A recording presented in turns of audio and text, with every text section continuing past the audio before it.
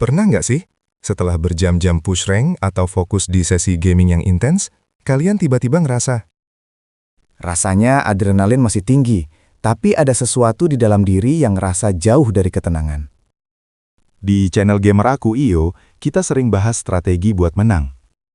tapi hari ini kita mau bahas strategi yang jauh lebih penting. Gimana caranya tetap jadi gamer yang kompetitif tanpa kehilangan koneksi sama sisi spiritual kita?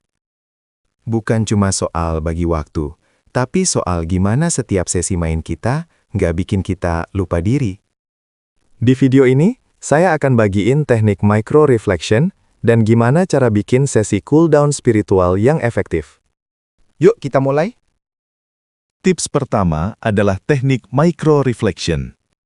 Seringkali kita merasa jauh dari sisi spiritual karena kita terlalu tenggelam dalam dunia virtual selama berjam-jam tanpa jeda. Nah, manfaatkan jeda alami dalam ilmu. Saat loading screen, waktu menunggu matchmaking, atau saat karakter kalian sedang respon, jangan langsung buka HP buat cek media sosial. Gunakan 30 detik itu untuk mengambil nafas dalam-dalam, lakukan doa atau zikir pendek, dan sadari keberadaan kalian di dunia nyata. Ini sederhana, tapi sangat efektif buat menjaga jangkar spiritual kalian tetap kuat di tengah intensitas permainan. Jadi, saat game selesai, kalian nggak merasa seperti baru bangun dari mimpi buruk, tapi tetap sadar sepenuhnya. Tips kedua, yaitu sesi cooldown spiritual.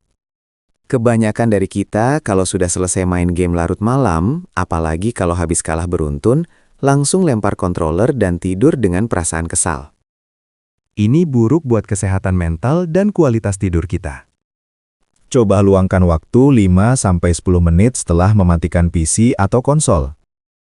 Duduk diam, lepaskan semua emosi dari game tadi.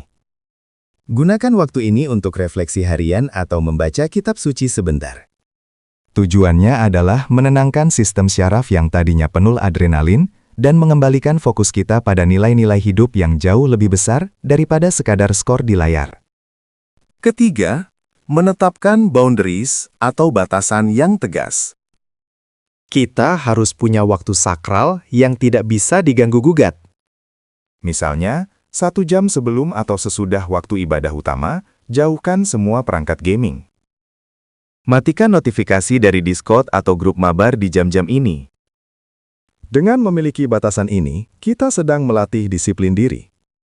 Kita menunjukkan bahwa kitalah yang mengendalikan hobi kita, bukan hobi kita yang mengendalikan hidup dan waktu spiritual kita. Terakhir, cobalah melakukan refleksi, bahkan saat sedang bermain. Lihatlah elemen positif di dalamnya. Saat kalian bekerja sama dengan tim yang solid, hargai itu sebagai bentuk nilai kemanusiaan. Saat kalian tekun berlatih untuk mengalahkan bos yang sulit, lihat itu sebagai latihan kesabaran. Bahkan keindahan visual dan musik dalam game bisa kita apresiasi sebagai bentuk kekaguman terhadap kreativitas manusia yang luar biasa. Kalau kita bisa melihat sisi positif ini, bermain game bukan lagi sekedar pelarian, tapi bisa menjadi sarana untuk kita lebih bersyukur. Menjadi gamer bukan berarti kita harus mengorbankan pertumbuhan batin.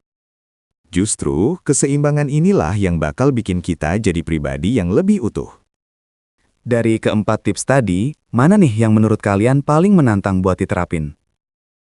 Tulis di kolom komentar ya, kita diskusi di sana.